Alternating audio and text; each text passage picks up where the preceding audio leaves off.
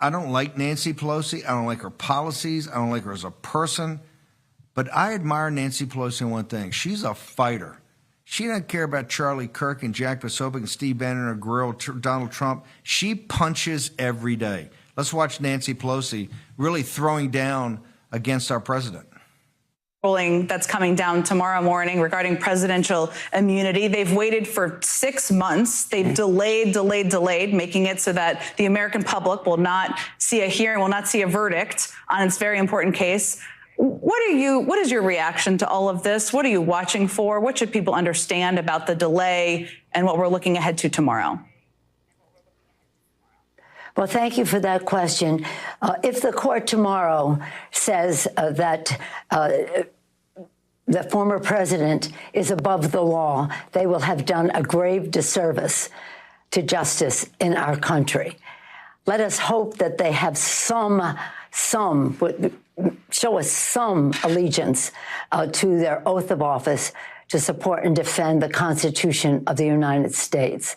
And that just because you're president doesn't mean you're immune from prosecution if you break the law. So that will be a big test for the court tomorrow to see if they honor their oath of office. They've given us a lot to doubt them lately. By delaying as they have undermined justice in our country, in my view. No question. Could not agree with you more. And by the way, let's just go back to January 6th. Let's go back to January 6th, because this is one of the charges against the president. The president goes on TV and says, I planned my own assassination. No, I didn't. He did. They're going to hang the vice president of the United States, and they're going to put a bullet in my F-word head. And he will not send the National Guard.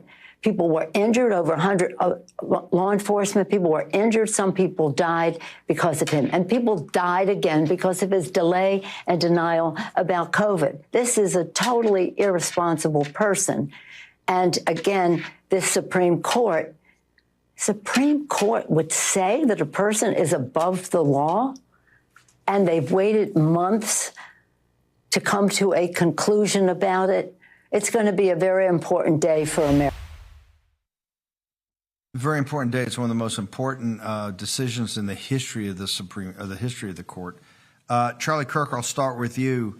Did Nancy Pelosi just blatantly accuse President Trump of trying to assassinate her by putting a bullet in her effing head? Her quote, not mine, sir. Oh, what she's doing is she's trying to get out the visual and the idea of assassinating Donald Trump. This is where this is headed. I hope everyone understands, whether it be Julius Caesar. Yeah, Julius Caesar, Abraham Lincoln, John F. Kennedy, Malcolm X, Martin Luther King Jr., Bobby Kennedy. Assassinations of major political leaders are nothing new, and yet we've kind of been immune to that for a couple of decades. We have been warning about this for months. Now, the very interesting question is, will they try to kill Joe Biden or Donald Trump? That's the interesting question. Which one right now is a bigger threat to them? And that I'll let the audience kind of ruminate on that question. But we've been warning about this for quite some months. This is why the next man up philosophy is so important, and why we wanted to do the show with you, Steve, as a show of force, is that you take one out, 100 more appear. You take one out, 1,000 more appear. You take one out, 10,000 more appear. You take one out, we give more money. You take one out, we register more voters. You take one out, is that it only actually makes us stronger. You see, there are 3 different ways to analyze political movements or to categorize them. There are the fragile, the durable, and the anti-fragile. This is from Nassim Taleb, which is a phenomenal book. The fragile is the Mitt Romney Republican Party. That is the Paul Ryan Republican Party. You say one bad word about them, they collapse, they bend a knee, they surrender, and they're relentlessly apologizing, and they're spineless. Then there is the durable. The durable is the best of the conservative movement prior to Donald Trump. That would be the conservative movement that always held on, and they put up a good fight, had some fortitude, but didn't quite have enough to be able to endure the grind or the slog of the activist regime media. And then there is the anti-fragile. I encourage everyone to read the book Anti-Fragile. In the book Anti-Fragile, Nassim Taleb argues that there are unique people, organizations, movements, restaurants, companies that actually get stronger the more pressure and opposition that is applied upon them.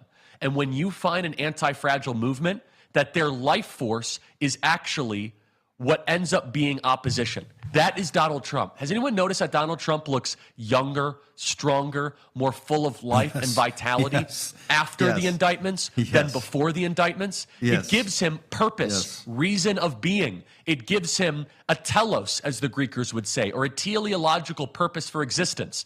This movement that we are part of right now, that historians will write about for the next 1,000 years. Let me say that again. This movement that you are part of will be written about for the next millennia. People do not remember the many movements from 400 or 500 years ago. Maybe a little bit here, English Revolution, whatever. This movement will be written about for 1,000 years.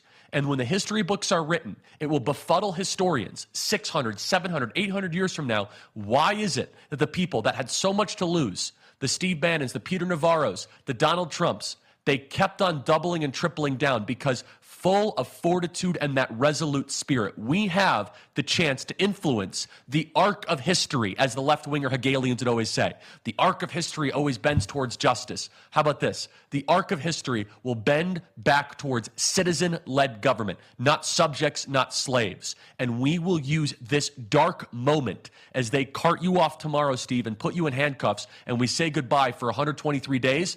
For 123 days, I will work harder than I ever have my entire life. This is repulsive. This is disgusting. It is outrageous. And it is a call to action for every citizen watching right now to do more. You are not doing enough. I am not doing enough because one of our on-field commanders is getting taken off for 123 days. What are we going to do about it?